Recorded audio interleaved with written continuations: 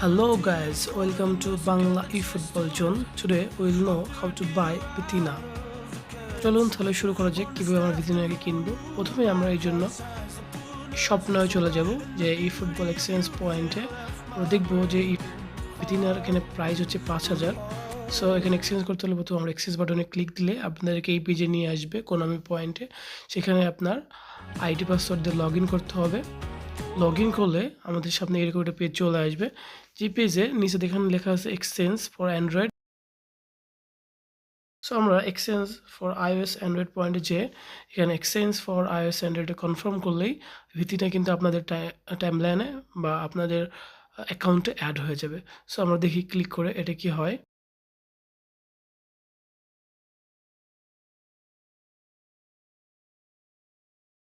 Add হয়ে গেছে। So আমরা দেখতে পারবো, so he shows exchanged, it means he is added in my team. So come to our account.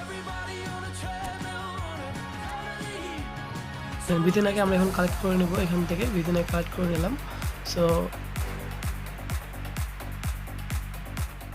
Centre midfielder,